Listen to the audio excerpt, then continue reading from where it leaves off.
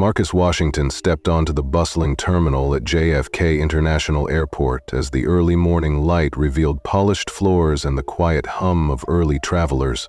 He carried himself with a dignified calm that belied the storm brewing beneath his composed exterior.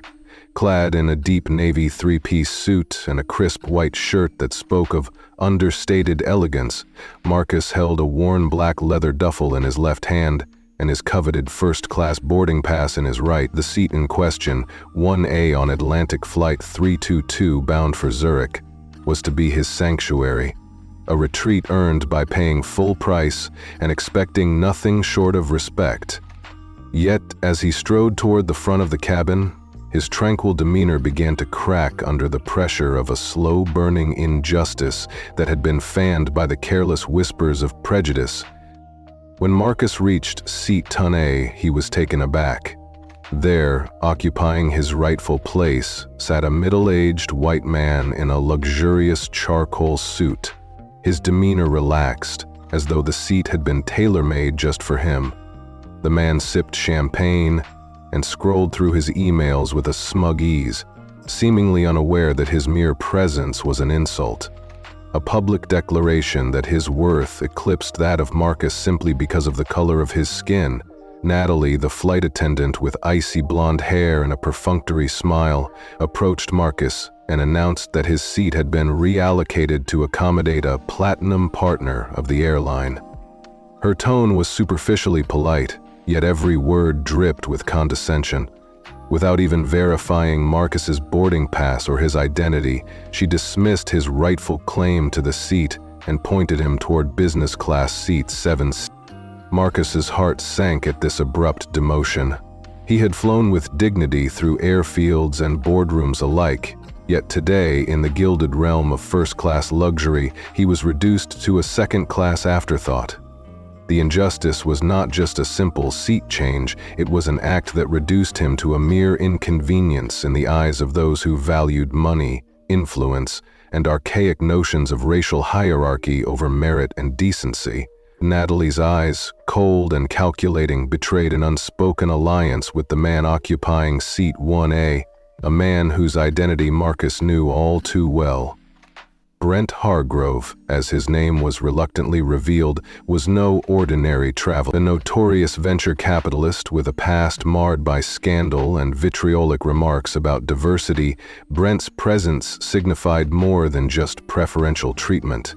It was an overt display of power and privilege, a power play that underscored the deep-seated racism woven into the fabric of the airline industry. The tension in the cabin grew palpable as onlookers exchanged furtive glances and whispered comments. A hush fell over the elegant space, a silence charged with the anticipation of a conflict that was far from procedural. Marcus's eyes, dark and determined, locked onto Natalie's as he calmly requested to speak with the flight supervisor.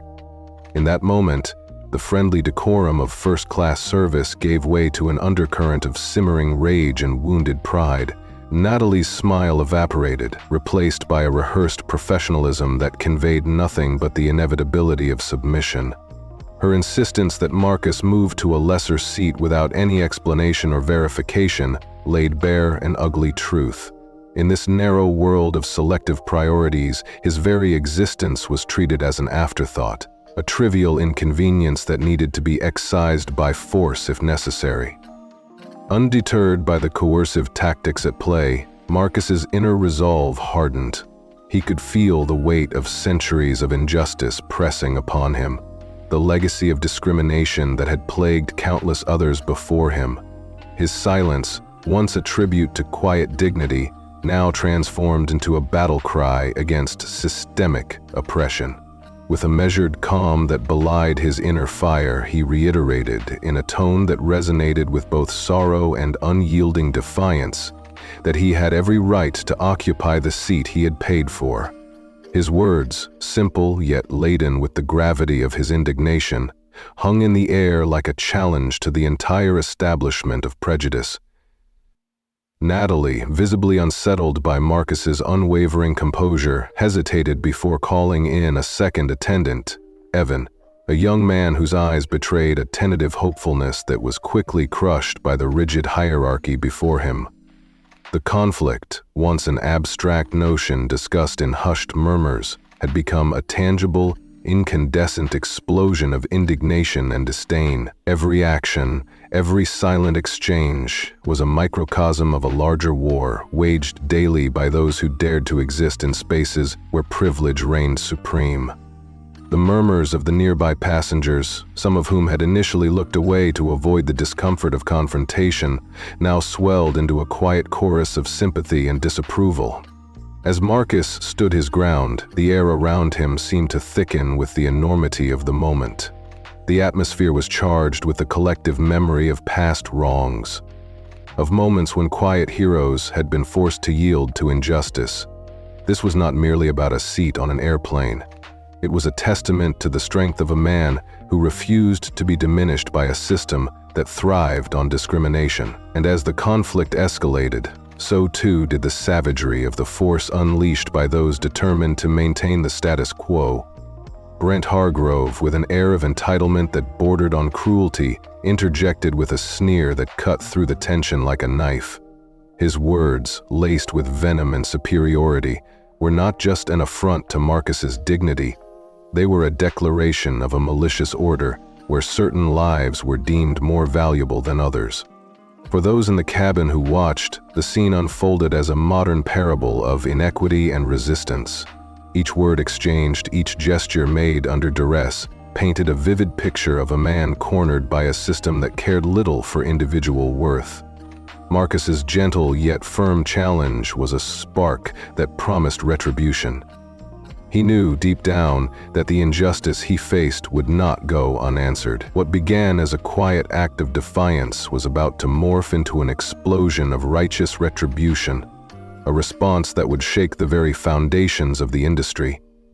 His resolve was as clear as the rising sun outside the terminal.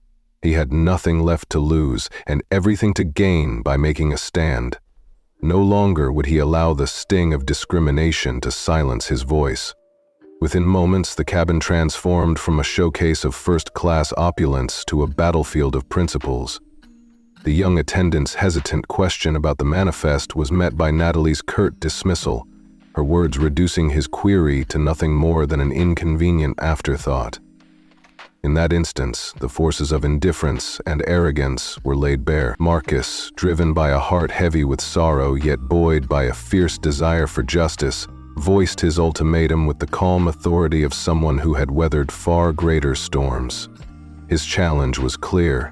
He would not be moved without cause, and he would not be denied the dignity that was rightfully his. As the tension reached its climax, the atmosphere in the cabin was electrified by an imminent promise of retribution. A retribution that would not only undo the wrong, but would do so on a scale so grand that even the skeptics in the crowd would be left dumbfounded.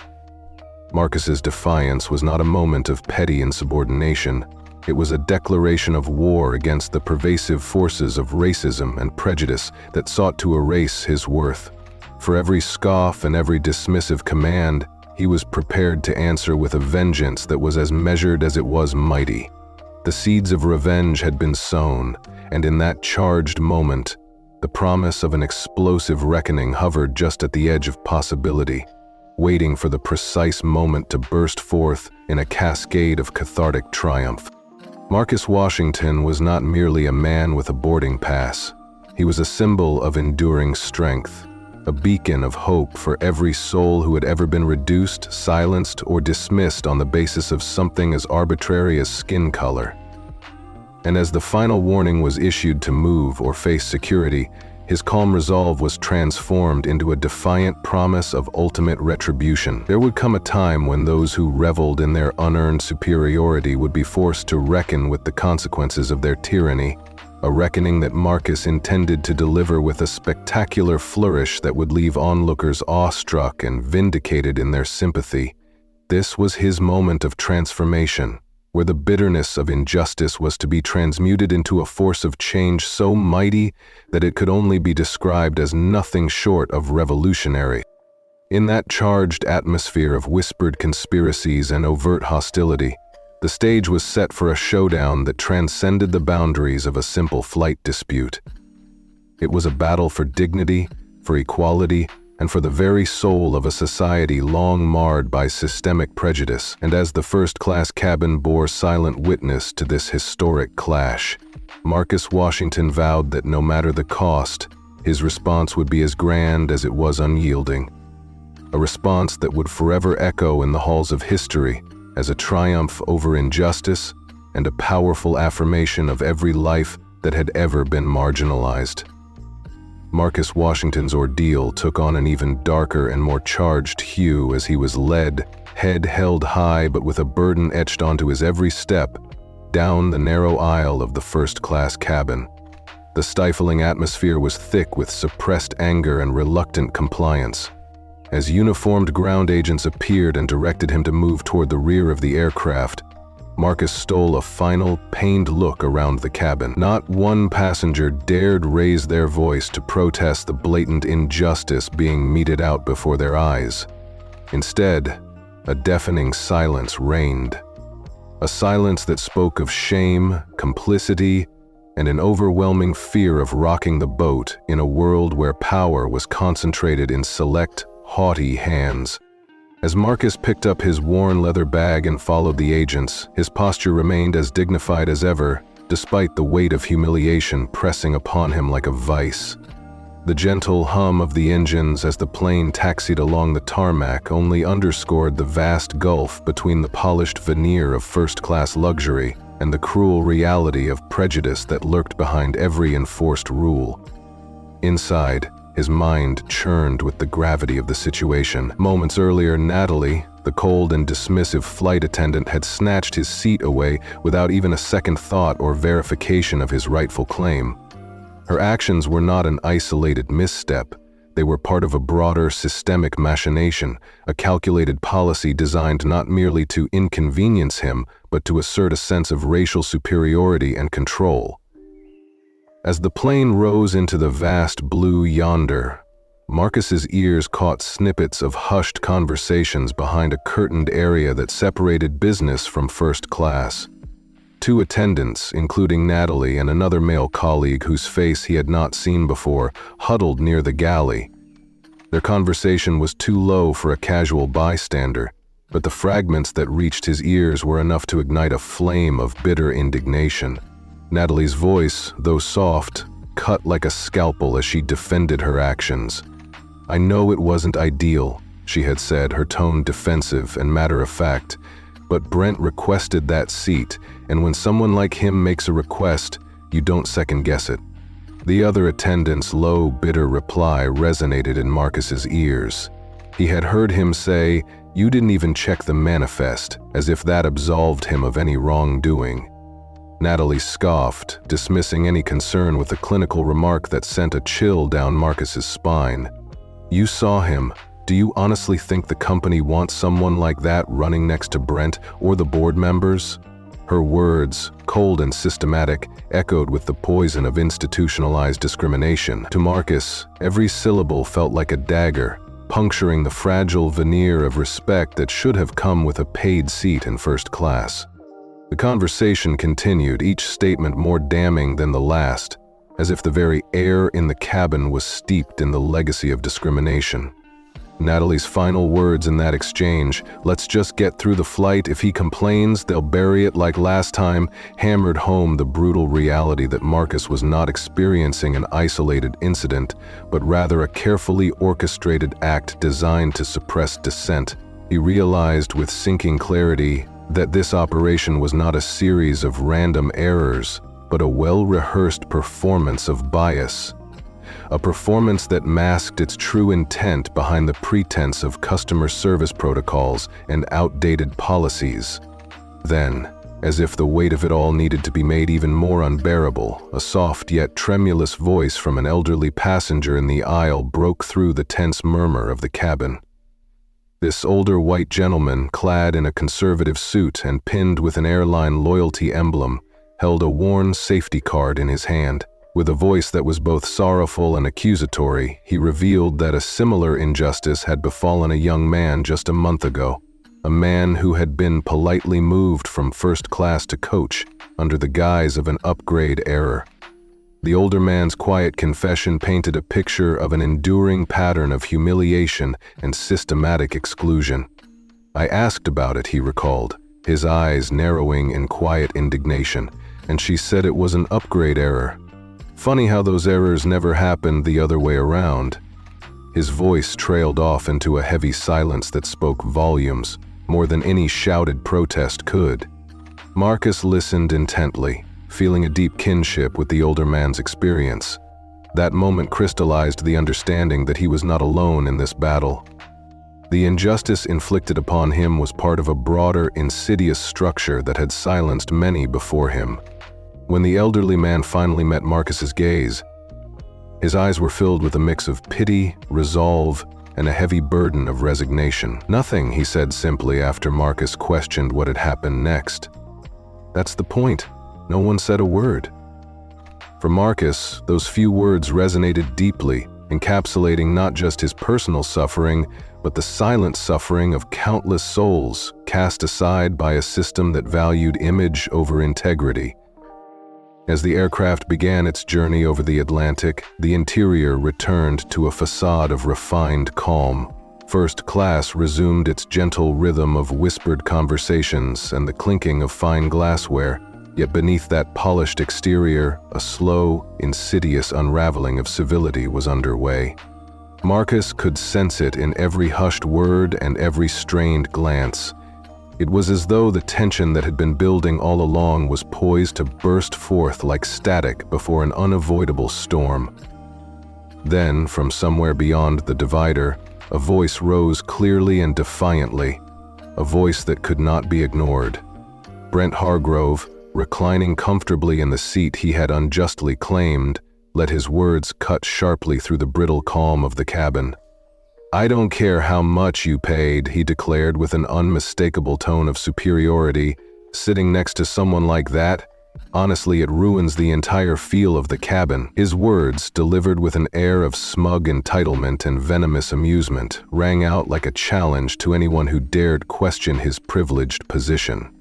To Marcus, every utterance of Brent's was an assault, a brazen, public declaration that his presence was an affront to an unyielding, racially charged hierarchy. The guests around them offered forced chuckles and nervous glances, their laughter a thin veil over the discomfort and fear that simmered beneath. One by one, the passengers distanced themselves, burying their dissent and opting instead for quiet obedience. Yet, in that moment of degraded civility, a black woman sitting just a row behind Marcus leaned forward and whispered with palpable disgust, "Did he really say that?" Marcus nodded, his heart heavy with the recognition that this was but one more crack in the facade of respect and equality that the airline claimed to offer. Marcus's inner turmoil grew as he recalled the hushed directive that had come from Bryce Harmon, the onboard flight manager. A succinct text message had arrived, a message that confirmed every suspicion he held. "Keep first class clear. Let's maintain image, no racial mixing. Too much attention this quarter already." Those cold, calculated words were not simply instructions. They were a manifesto of exclusion, a digital decree that reinforced the notion that some lives were deemed unworthy of the same dignity afforded to others. As Marcus replayed that message over and over in his mind, a controlled yet seething fire began to kindle behind his dark eyes. This was no longer just a fight for his seat. It was a battle against a system that had time and again systematically stripped him of his pride. While Marcus grappled with the weight of each injustice, Brent Hargrove continued to revel in his entitlement. Reclining deeper into his plush seat, Brent nonchalantly swirled his champagne and remarked with disdain, "You'd think people would know their place by now."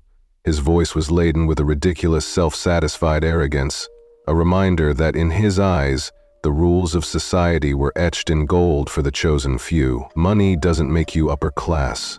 That comes with breeding," he added, his words as callous as they were calculated to wound. For Marcus, these declarations stung fiercely. They underscored the very essence of the prejudices he had been forced to confront yet again. Throughout the flight, Marcus's thoughts oscillated between the personal humiliation he had suffered and the broader, systemic ramifications of the policies that had been laid bare before him. The cold, dismissive behavior of Natalie and the indifferent compliance of the other attendants served as relentless reminders that for many in this cabin, preserving a so-called image was more critical than upholding basic human decency. He recalled the moment when Natalie had curtly issued the ultimatum to move or face security, a moment that had transformed his quiet defiance into a simmering vow for retribution.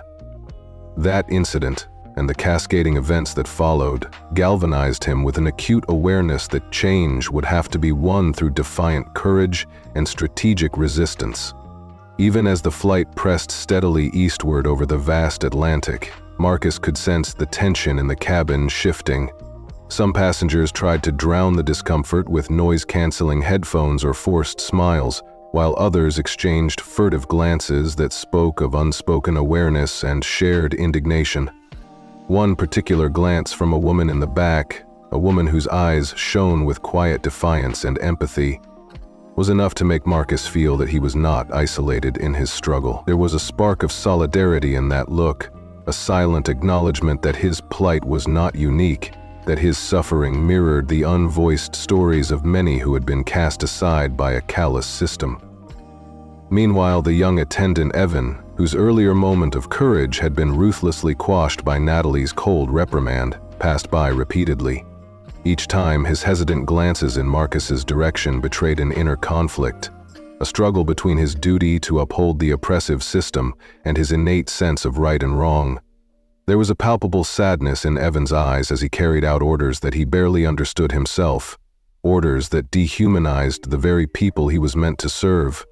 It was as if the entire flight had transformed into a microcosm of a society that had long forgotten the meaning of compassion, where every rule was imbued with the cruel calculus of who deserved dignity and who did not.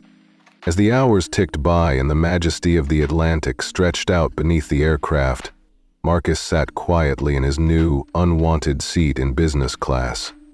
A seat that could never replicate the honor and respect that first class had promised him. With each passing minute, he meticulously recorded every detail in a small, worn notebook, knowing that these observations were not just for him, but for a future where his experience could serve as a catalyst for change. Every whispered conversation, every dismissive gesture, every cold, calculated message from high above, all of it painted a stark portrait of a system steeped in institutional racism, and as he wrote, he felt a steady resolve taking root within him. This was not the end of his story. It was the beginning of a grand design for retribution, for a comeback that would challenge the very foundations of the elitist order he had just witnessed. Marcus was not content to simply endure the indignity of being moved like a pawn in a callous game.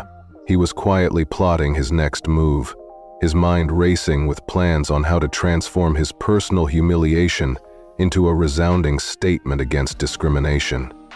As the cabin's ambient noise ebbed and flowed, he began to realize that his struggle extended far beyond a mere dispute over seat assignments. It was about dignity, about the right to be seen and heard, about rejecting a system that thrived on dehumanizing rules and policies.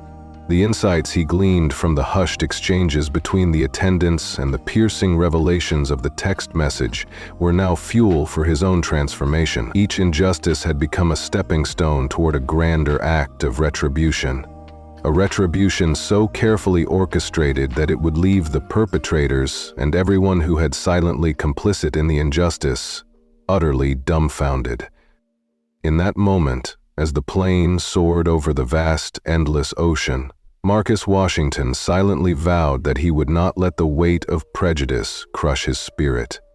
The embers of anger that flickered in his heart were fanned into a steady blaze, a blaze that promised not only personal vindication, but a challenge to an entire system that sought to keep people like him silent. He remembered the look in Natalie's eyes, the smug assurance in Brent Hargrove's tone, and even the regretful, burdened gaze of the elderly man who had once served on an advisory board.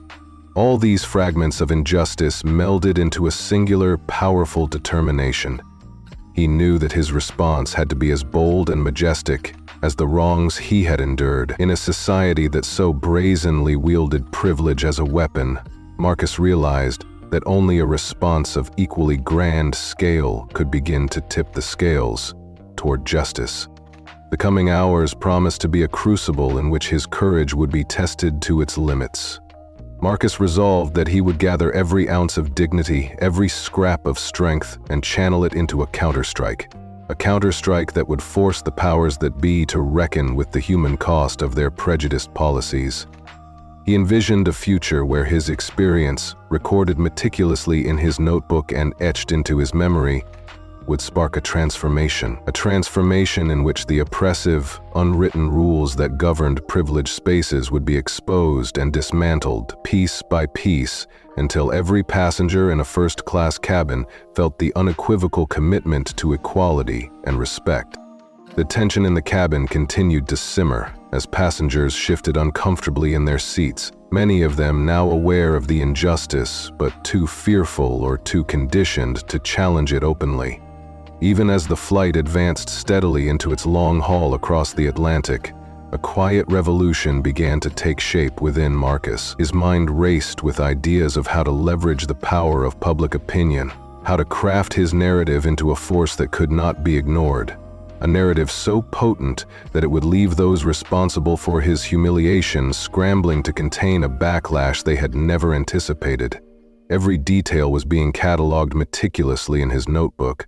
The voice that insisted on no racial mixing, the dismissive sneers, the unchallenged whispers of compliance. Each detail was a spark that would fuel his eventual retort, a retort destined to send shockwaves far beyond the cramped confines of the airplane cabin.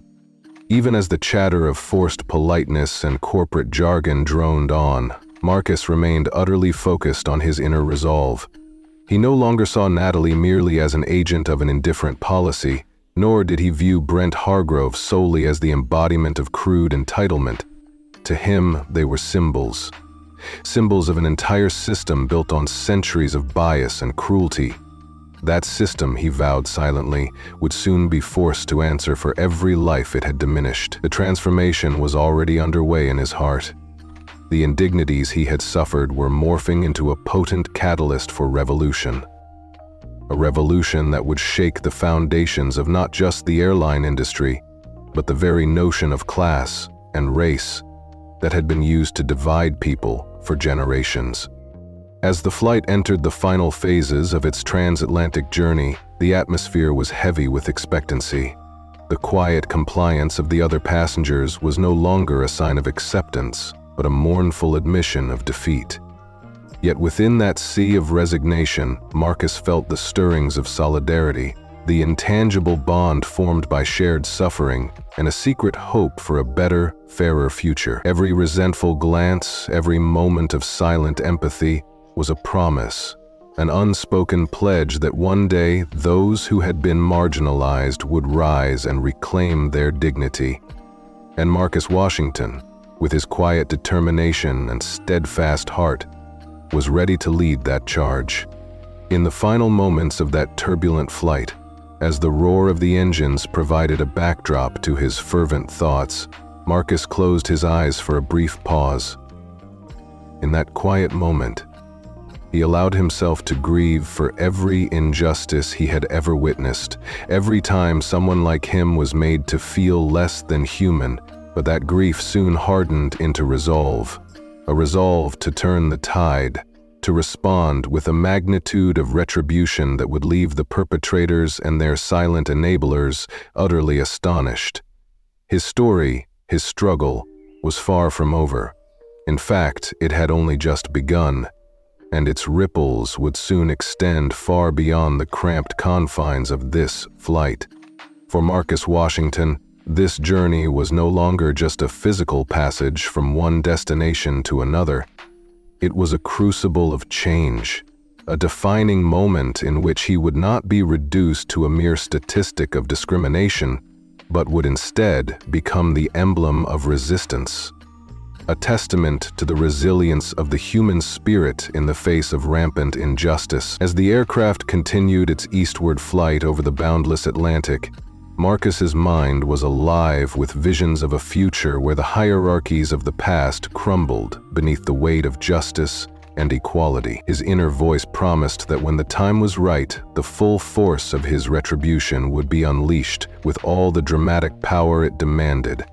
A retribution so magnificent that it would force the entire industry and perhaps even society at large to confront the repugnant legacy of racism and reclaim the dignity that had been so callously denied. In that profound silence, as the airplane soared through the endless skies, Marcus realized that his fight was not solely for himself. It was for every person who had ever been made to feel invisible, every soul whose worth had been diminished by arbitrary policies and prejudiced decisions. He recognized that his journey was intertwined with countless others who had faced the same indignities, and that together, their collective voice could shatter the walls of discrimination. That realization made his heart swell with both sorrow and an unyielding determination. In the grand scheme of things, his moment of humiliation was but a spark, and sparks, when gathered, have the power to set ablaze even the most entrenched systems of oppression. By the time the plane began its descent toward its destination, Marcus Washington had resolved that he would not let this injustice fade into another forgotten incident of corporate apathy.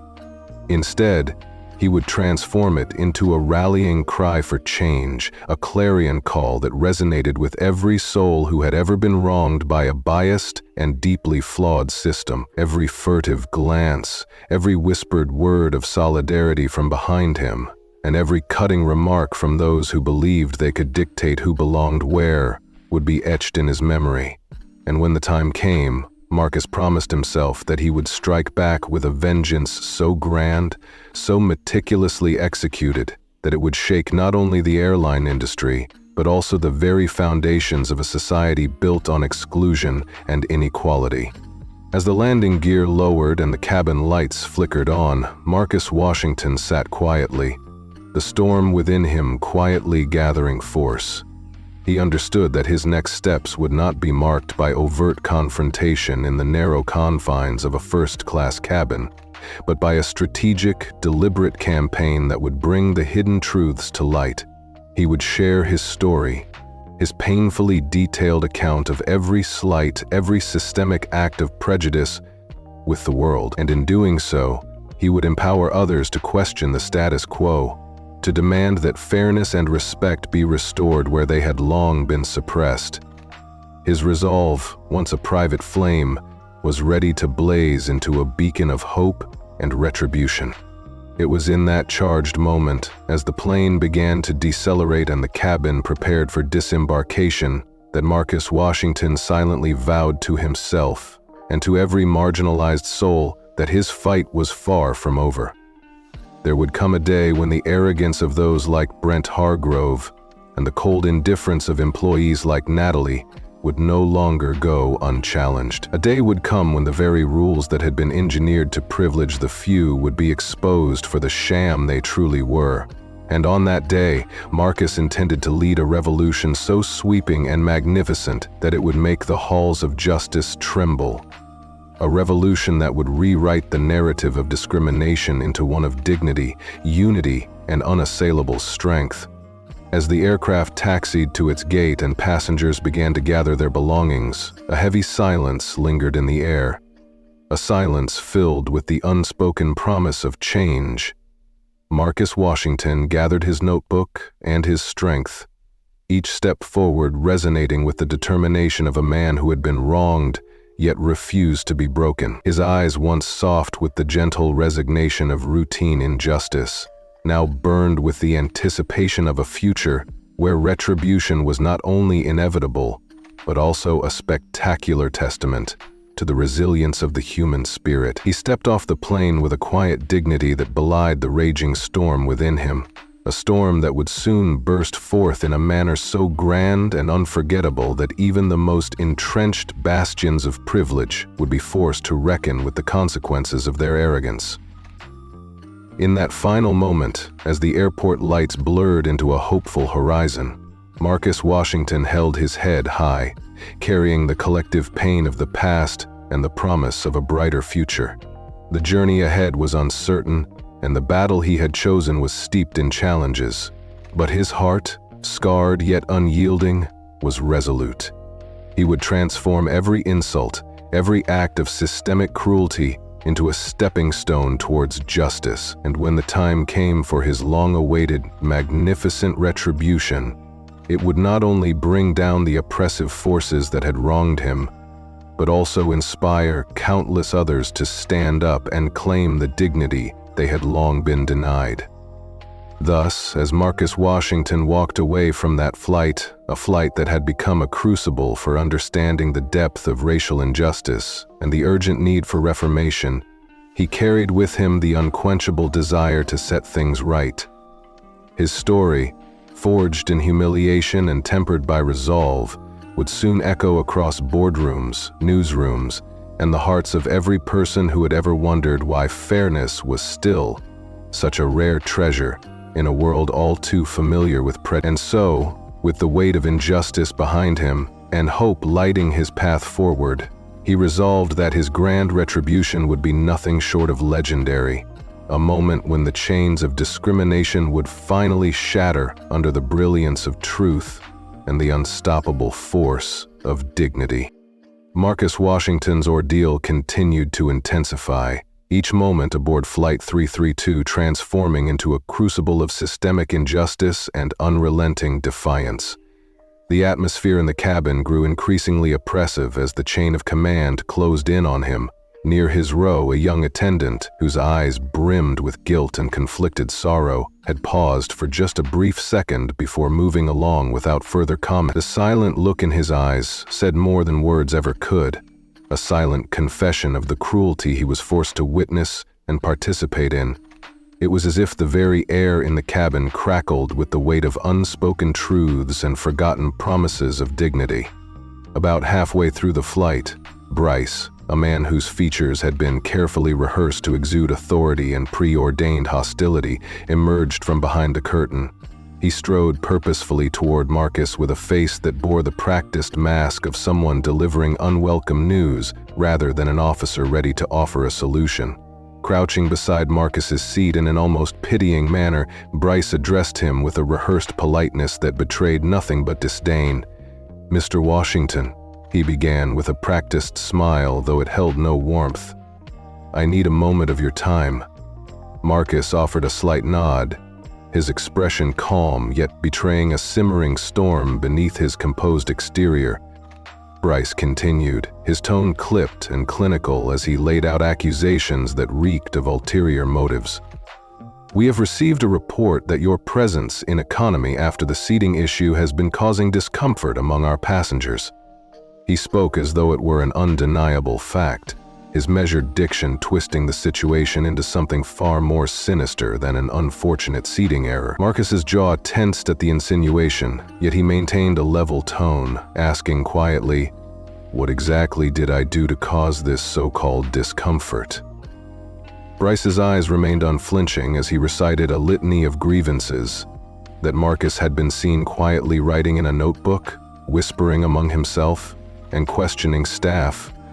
All acts painted as deliberate disruption. Marcus could scarcely believe that simple acts of composed resistance, those born out of silent dignity, were being weaponized to justify his removal. He laughed softly, not out of amusement but in disbelief that his quiet composure was being misinterpreted as misconduct. Before Marcus could further defend his honor, Bryce delivered a decision that sent shockwaves through the already charged atmosphere.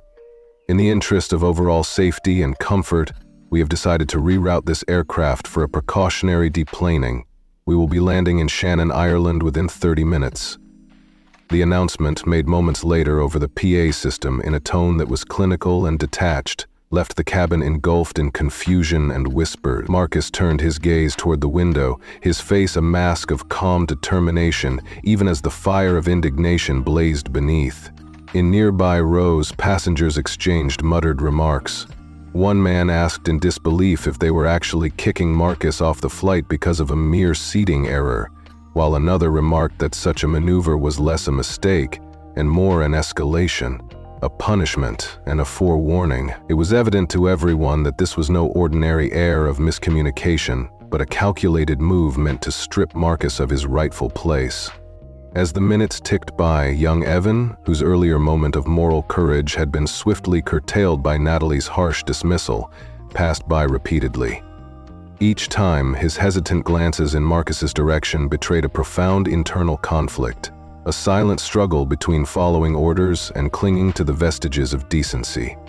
Evan's face was etched with sorrow and apprehension, as if each step he took was a betrayal of something far greater than his job. The scene unfolded with heartbreaking clarity as Marcus, ever dignified, rose from his seat. He gathered his battered notebook and his worn coat before walking toward the front of the cabin. His movement was measured and calm, a stark contrast to the turmoil swirling among the passengers. Phones began to emerge in trembling hands as if those present suddenly questioned whether they had the right or the courage to capture such a profound injustice at 37,000 feet in the air. One college-age woman sitting near the bulkhead did not hesitate. With a mix of shock and resolve, she opened her camera app and recorded Marcus's solemn procession. "They're making him get off the flight," she whispered to her audience, her voice quavering with disbelief at the gravity of the moment. Marcus did not raise his voice. He did not offer any threats. He simply continued on with a stoic determination that made it abundantly clear he would not be broken by this orchestrated humiliation. Within minutes, the live stream, raw and unedited, began to gain traction. What started with a few hundred viewers swelled into 20,000, then 300,000, and ultimately, by the time the aircraft touched down, over 1 million viewers had witnessed this modern injustice. Hashtags like Marcus Washington, Flight 332, and Flying While Black began trending across social media platforms, their digital resonance echoing the silent rage of countless hearts. Inside the terminal, just as Marcus was being escorted through a private side door by uniformed Irish security, Bryce made another fatal mistake. In a tone meant to silence dissent and preserve the status quo, he declared loudly and clearly to the local agents, "Better to deal with this now before he causes a scene." An Irish officer, his expression one of bemused incredulity, remarked in a low, knowing tone, "He is the calmest one in the room, mate." Even as the passengers in the cabin remained unsettled and mired in a collective sense of injustice, the once unassailable Brent Hargrove reclined further into his coveted seat, 1A. He swirled a fresh pour of champagne, the smirk on his face broadening as he observed the spectacle of a man being removed simply for asserting his rights. With the entire aircraft idling on the runway, Brent's voice rang out across the cabin, his tone arrogant and dismissive. "Honestly," he declared loudly, "the whole flight feels lighter without that kind of tension on board. I did not sign up to share this space with people who bring courtroom energy into a luxury environment." Nearby passengers exchanged looks of discomfort and disapproval, their silent protests lost in the echo of Brent's entitlement. Brent was quick to add, his voice oozing condescension, "Of course it's not about race, it's about class. Some people just don't understand how to behave at this level." His words, intended to reaffirm his own superiority, only deepened the chasm of injustice. Young Evan, still working the aisle with visibly trembling hands, caught every word. His discomfort was undeniable, a mirror of the collective soul of those who sensed that such blatant disregard for dignity could no longer be tolerated. Evan briefly peered over the galley curtain and, in a hushed tone, asked Natalie if she had heard Brent's callous remarks. Natalie, her eyes fixed on restocking the snack drawer with cold detachment, responded curtly, "Don't get involved, just finish the service and keep moving." Yet Brent, intoxicated by his own perceived invincibility, was far from finished. With a deliberate flair that bordered on theatrical, Brent lifted his glass in what can only be described as an insolent toast. "Long may it last," he proclaimed, as if to honor the natural order of things, a twisted order that placed wealth and breeding above basic human decency. At that very moment, Marcus's live stream, still being recorded by the determined college student, reached a staggering 2 million views. The digital world exploded as the truth of what had transpired high in the skies spread like wildfire. Social media buzzed relentlessly. Threads on Twitter, posts on Reddit, and countless TikTok stitches turned his ordeal into a movement. Hashtags such as Justice for Marcus, Vipa Wild Black, and Flight 31322 Shame were plastered across countless screens, each one serving as a clarion call against the entrenched racism that had dared to humiliate Marcus Washington. Brent, oblivious to the digital storm gathering, continued to sip his champagne as if his universe was unchallenged, his authority absolute and untouchable. However, the tide began to shift. As the ground crew worked diligently to refuel the aircraft and recheck cargo, the cabin lights blinked once before settling into an uneasy steadiness. A new voice crackled over the crew channel, and Bryce leaned into his earpiece, his expression shifting subtly as he absorbed the incoming message. His brow furrowed in dismay and disbelief as he listened. Wordlessly, Bryce stood erect and strode quickly toward the cockpit, a move that did nothing to quell the rising storm but instead signaled that even those complicit in the original injustice were beginning to sense the inevitable consequences of their actions. At that exact moment, Natalie's phone vibrated sharply in her blazer pocket. With trembling fingers, she pulled it out and scanned the urgent message. The screen flashed an alert that read, "Black executive removed from first class on Flight 332. Sources claim racial targeting." The message wasn't just a trending topic, it had ignited the pages of national news outlets. A photo of Marcus Washington, calm despite being escorted by Irish security, had become the face of an outrage that demanded accountability. Natalie's hands trembled as the harsh reality of the unfolding scandal began to sink in. Meanwhile, as if summoned by the weight of mounting injustice, the curtain in the first-class cabin parted once more. Marcus reappeared, his composure unmarred by the humiliation he had endured. He stepped forward with a presence that spoke not only of personal resilience, but also of an unyielding force reclaiming what had been taken from him. No longer was he simply a passenger wronged by discriminatory policy. He had transformed into a living symbol of retribution. A palpable hush swept through the cabin as Brent's confident demeanor faltered. His champagne glass paused midway to his lips, while his eyes searched in disbelief at the man who had once been forcibly removed. He paused, listening intently for confirmation before adding in a voice that was cold and resolute, "They tried to humiliate their new owner, Madeir, and that will not go unanswered." As his message echoed through the cabin, the stunned silence was broken only by the sound of stunned whispers and the rustle of shuffling papers. Passengers sat frozen while Brent shrank back in his seat, his earlier bravado now replaced by a dawning realization that his world was unraveling. Natalie's face was ashen as she processed the enormity of what was unfolding, while young Evan continued to navigate the aisle with trembling hands, each step laden with regret and apprehension. The cabin was now a theater of upheaval, every passenger a reluctant witness to the exacting moment when the entrenched order began to crumble.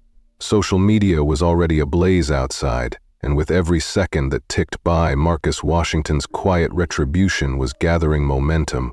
With his live broadcast now reaching millions around the globe, the narrative had shifted irreversibly. Hashtag after hashtag, Justice for Marcus, Atlantic Airshame, and Atlantic Honor Racism sprang up on timelines across the country, each one a digital echo of the injustice Marcus had so courageously endured. The very foundations of Atlantic Air, built on the legacy of elitism and discriminatory practices, were now under siege from an unexpected source: a man who had refused to be silenced. As the voices of outraged passengers and social media users coalesced into a deafening roar of support, Marcus's determined stride never faltered. His calm and measured expression told the world that while his physical removal from first class had been forced upon him, his spirit remained indomitable. Every step he took toward the deplaning area was not just a step toward reclaiming his dignity, but a stride toward dismantling a system that had long denied him and so many others the respect they deserved. The pain and humiliation he had suffered were now being transformed into an unstoppable force for change. At that defining moment, as the Irish ground crew prepared to usher him out of the aircraft, Marcus turned one last time to face the stunned faces of those who had, until now, chosen silence over solidarity. His eyes filled with the steadfast certainty of a man who had seen too much suffering and injustice, sparkled with an intensity that left no room for doubt. He spoke softly, yet every word carried the weight of his resolve. "You have underestimated the power of a quiet man with an unyielding heart," he said. "Today, you see not only the true meaning of justice, but the beginning of a revolution built on the foundation of dignity, resilience, and the refusal to be invisible." His words, powerful and imbued with the lived reality of every wronged soul, resonated deeply within every observer. Brent Hargrove's earlier scoffs and condescending remarks now seemed feeble echoes in the face of such unwavering conviction. The live feed capturing each tear, each determined glance, and each whispered word of solidarity reverberated far beyond the confines of the aircraft. It became a rallying cry for justice in a world too long divided by prejudice. As the aircraft finally began its final descent into Shannon, Marcus Washington's thoughts raced ahead to the future. He envisioned a day when every boarding pass, every seat assignment, every policy in the world of aviation and beyond would be free of the stain of discrimination.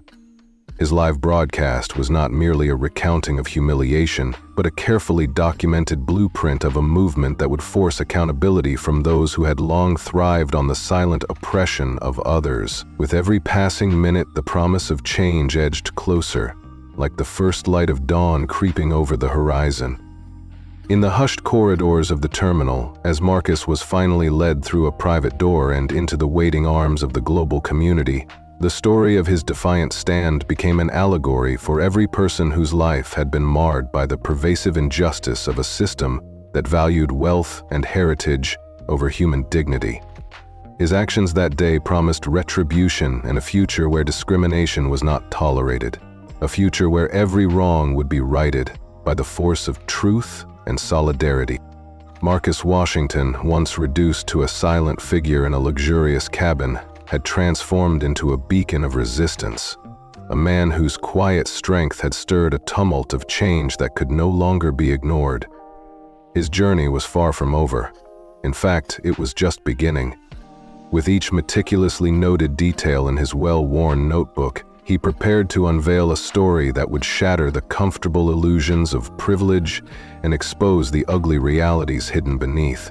His retribution, crafted with the precision of a seasoned strategist, would shake not only the aviation industry, but also the very societal structures that had enabled such injustice to flourish.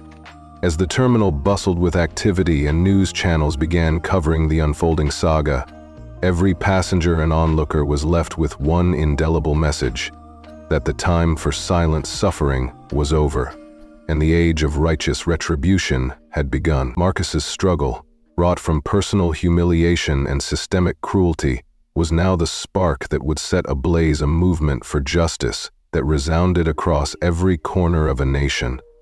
An unwavering call for a society built on equality, respect, and the unassailable dignity of every human being. Thus, as Marcus Washington stood at the threshold of a new era, a moment that would soon be etched into the annals of history as a turning point in the fight against discrimination, he carried with him not only the memory of the pain inflicted upon him, but also the promise of a future where every injustice would be met with a resounding, magnificent response, a response so grand and so transformative that even those who had once dared to mock his quiet strength would be forced to confront the undeniable truth. That true power lies not in wealth or entitlement, but in the unyielding resolve of a spirit that refuses to bow to prejudice. In that charged final moment aboard Flight 332, with the lights of Shannon Airport beckoning and the world watching in awe, Marcus Washington silently vowed that he would not rest until every cornerstone of discrimination was dismantled. His journey, now immortalized in the collective consciousness of a global community, was a testament to the relentless pursuit of justice and a promise that one day the chains of oppression would crumble beneath the brilliant weight of truth, unity, and dignity. Marcus Washington's saga had reached a boiling point that none aboard Flight 332 could ignore. The tension in the cabin was palpable, a living testament to a corporate drama unfolding in real time. A drama grounded in the harsh reality of systemic racism and gross abuse of power, rather than fiction. Every eye in the cabin was fixed on the unfolding scene, where power was being realigned before their very eyes. Marcus, who had already endured the indignities of being stripped of his rightful first-class seat, now stood at the center of a storm that would forever alter the landscape of Atlantic air. At one point, a young attendant, barely old enough to shoulder the heavy expectations of his role, stood off to the side with a frozen expression. His eyes, wide with a mixture of guilt and helplessness, silently confessed everything he could not say aloud. It was a look that spoke volumes. A soul burdened by the weight of his complicity in an unfolding injustice he wished he could stop. Every detail seemed orchestrated, every moment a part of a cruel performance, designed not to serve any passenger but to maintain an age-old hierarchy where race dictated worth.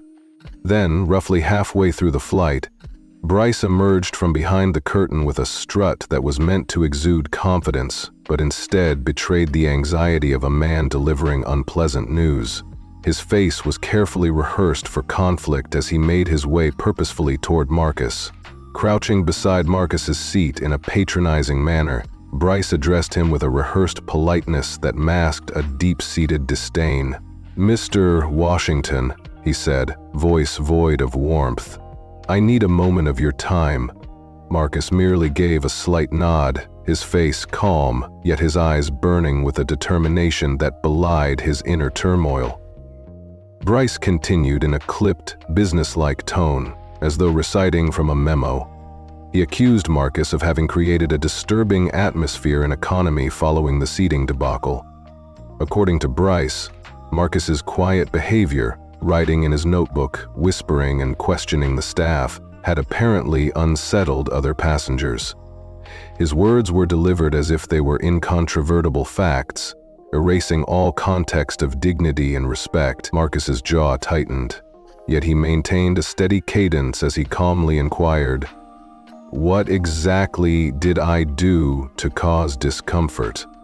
His tone was measured, even in the face of such baseless accusations. Bryce did not flinch as he listed the alleged offenses, painting a picture of a man who had turned a simple act of recording his experience into a deliberate disruption. Then, before Marcus could interject further, Bryce dropped the bombshell. "In the interests of overall safety and comfort," he announced, "we have decided to reroute this aircraft for a precautionary deplaning. We will be landing at Shannon Airport in Ireland within 30 minutes. The announcement came over the PA system in a detached, almost clinical cadence that left no room for debate.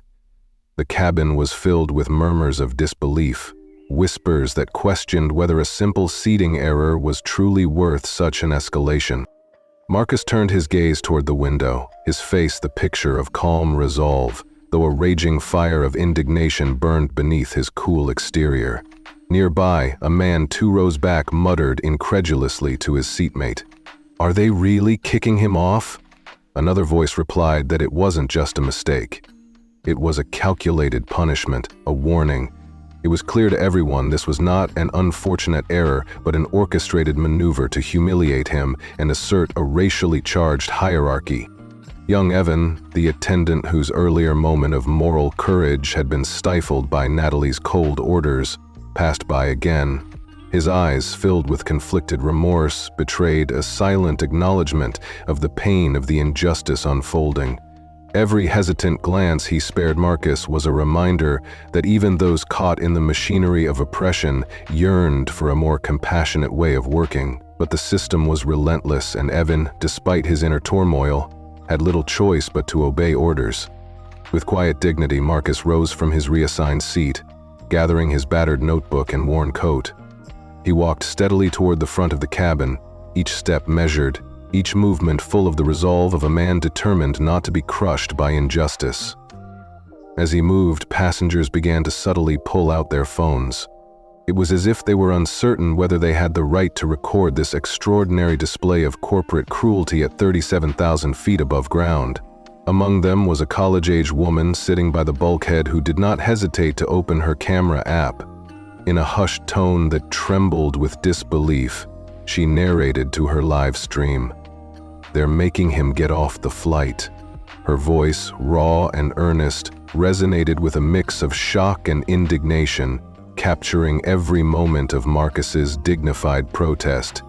Within minutes, the live stream's viewer count skyrocketed from a few hundred to over 1 million as the footage, raw and unedited, spread like wildfire across social media.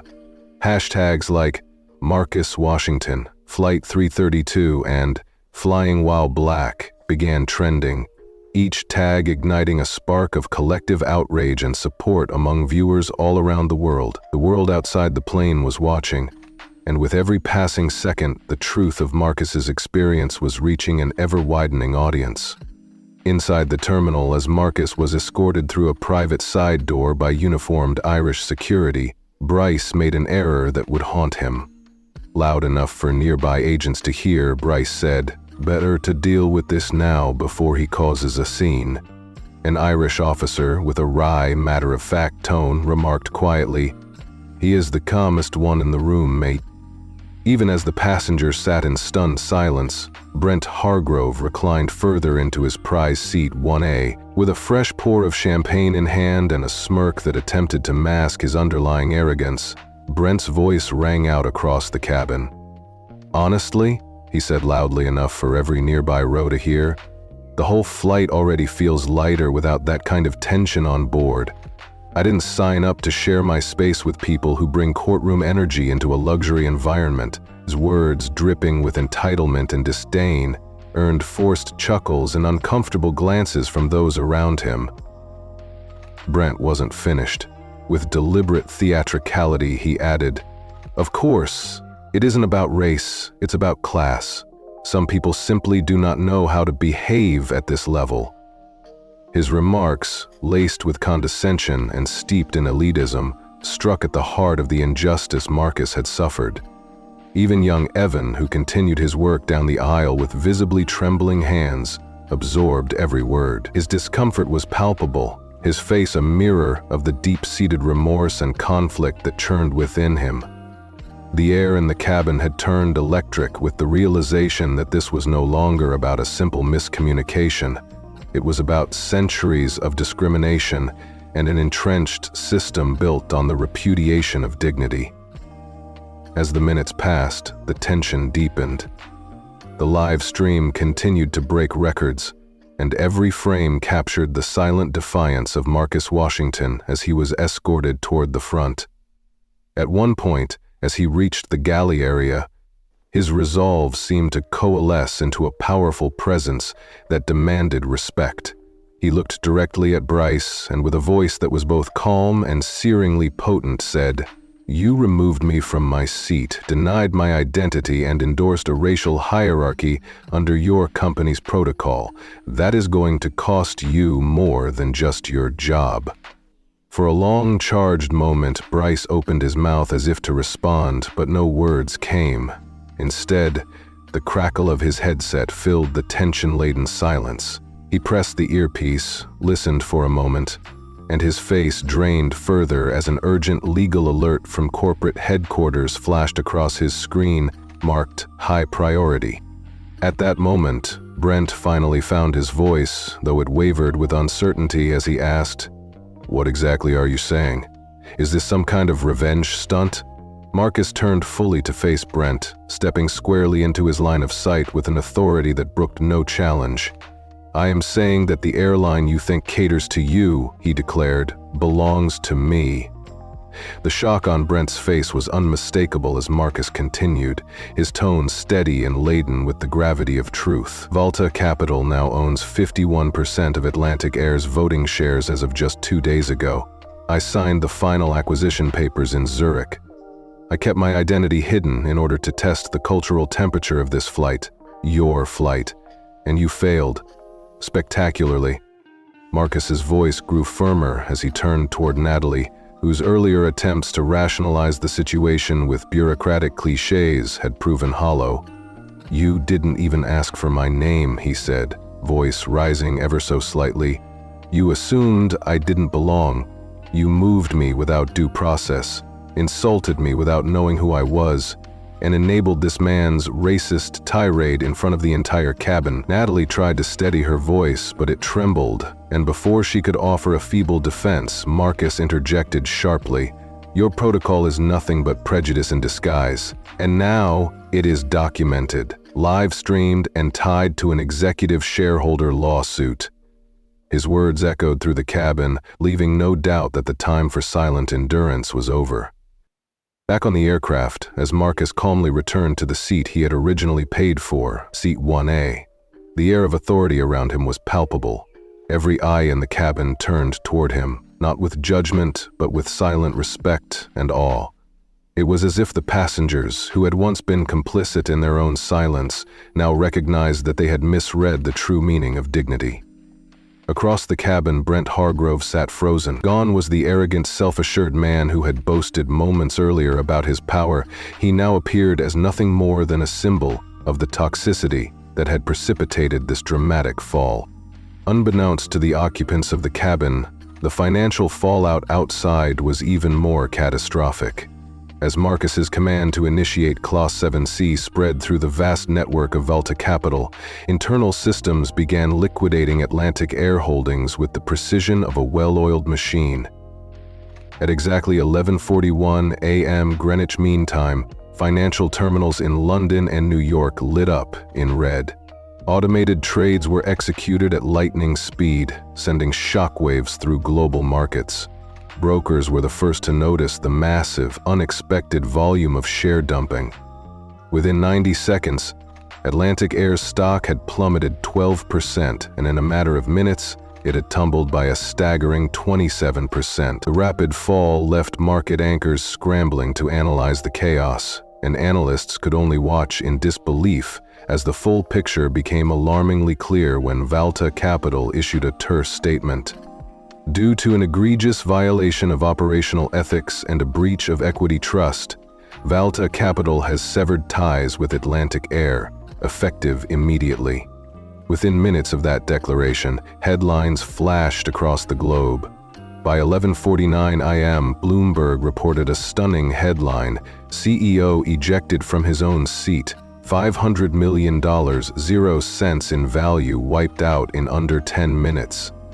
CNN soon followed with a banner reading, "Corporate meltdown at 37 feet, racial profiling sparks financial catastrophe." Screens in airport lounges abruptly switched from sports highlights to urgent breaking news, and CNBC's ticker flashed live footage captured by the college student streaming Marcus's removal alongside a plunging stock market indicator. Social media exploded. Hashtags such as Coal Clapback, Flight 332, and Power in Silence began trending globally. An activist investor named Sean Laramie tweeted, "Never underestimate a black man in a tailored suit, especially when he signs your paycheck," summing up the sentiment of millions who were watching and rallying behind Marcus Washington's cause. Meanwhile, inside Atlantic Air's Manhattan headquarters, panic reigned. Conference calls buzzed, legal teams scrambled, and board members, panic-stricken and desperate for answers, faced the reality that their company was now in the throes of a monumental crisis. Back aboard the plane, as Natalie huddled in the galley on a cold steel storage crate, her face lit by the glare of her phone, she watched in dismay as her own image trended in a viral thread titled "The Face of Corporate Disgrace." Young Evan, still at the end of the aisle, seemed paralyzed, caught between the roles he was forced to play and the gravity of what was unfolding before him. Bryce, whose earlier confidence had evaporated, now received a dire message on his tablet. His face paled, beads of sweat on his brow, as the legal fallout escalated. His once indomitable presence was crumbling under the weight of responsibility and impending consequence. As Marcus joined the small gathering outside the jet bridge, a collective murmur of solidarity arose. His quiet defiance, so painstakingly documented and broadcast for the world to see, resonated deeply with every onlooker. In that moment, the trivialities of luxury and entitlement that had governed Atlantic Air's operations were laid bare. Here, in the aftermath of a reckoning that began at 37,000 feet, the call for a more equitable and humane society echoed in every whispered conversation and every shared glance of solidarity. For Marcus Washington, this was not merely an act of retribution. It was a clarion call to dismantle a rotten system, a moment that symbolized the relentless spirit of every individual who had ever been diminished by bias. His message was clear: accountability was no longer optional, and the legacy of discrimination would be met with an unwavering response. As news of the corporate meltdown and the financial catastrophe rippled through major networks, Atlantic Air's outdated practices and elitist policies were exposed for the scandal they truly were. Inside the terminal, as the chaos of media crews and corporate executives converged, Marcus's calm demeanor remained unshaken. His defiant stand had turned him from a mere passenger into a figure of monumental change, a beacon of hope that illuminated the possibility of a future where every person's dignity was respected, regardless of their race or background. His battle was far from over, but the reverberations of his actions promised a new era of accountability, reform, and justice that would extend far beyond the walls of an airplane cabin. In that final chapter of the flight, as the curtains of corporate deceit were lifted and the real story was broadcast for a global audience, Marcus Washington's voice, quiet yet unyielding, carried a powerful message to all who had suffered under the weight of prejudice. His journey had been one of humiliation and injustice, but it had also been a crucible where his strength and resolve were forged anew. Today, he stood not merely as a victim of systemic cruelty, but as an agent of transformative change, one who had the courage to challenge the status quo and demand that every act of discrimination be met with a resounding, magnificent reckoning. Thus, as Marcus Washington stepped forward into a future brimming with uncertainty, yet illuminated by the promise of justice, he carried with him not only the scars of his past, but also the hope of a revolution that would one day dismantle every vestige of oppression. His story would echo through boardrooms, legal corridors, and the hearts of every person who believed in the power of dignity and equality. And in that echo, the age of silent suffering was finally giving way to an era where accountability and retribution would ensure that no injustice, no matter how deeply entrenched, could ever go unchallenged again. Marcus Washington's journey reached its final crescendo as airline personnel in stiff suits and uneasy smiles gathered in the terminal. A woman named Lena Caro, newly appointed Crisis VP for Atlantic Air, stepped forward with a steady but weighted tone. "Mr. Washington, on behalf of the company, I want to offer our full apology and cooperation. We acknowledge the serious errors committed during this flight." Marcus merely nodded and walked past them with unwavering purpose. He had no need for their empty contrition. Behind him, passengers murmured about the spectacle they had witnessed. A retired lawyer from Brussels was already drafting a column titled, "The Day Power Boarded the Plane Last," and the college student who live-streamed every moment now enjoyed over 8 million views, along with offers from national news outlets. In private terminals, CEOs took notes while airline competitors held emergency calls. As the aftershocks rippled beyond Zurich, the story of quiet discrimination had transformed into a global case study in systemic failure, corporate arrogance, and unexpected justice. Meanwhile, Marcus's courage sparked an internal revolution. Anonymous reporting lines, thorough audits, and reformed hiring practices. At a small Newark ceremony honoring true leadership, Marcus stated simply, "Power is proven not by how loudly you speak, but by what you choose to fix when no one is looking." This powerful rebuke turned personal insult into lasting structural change.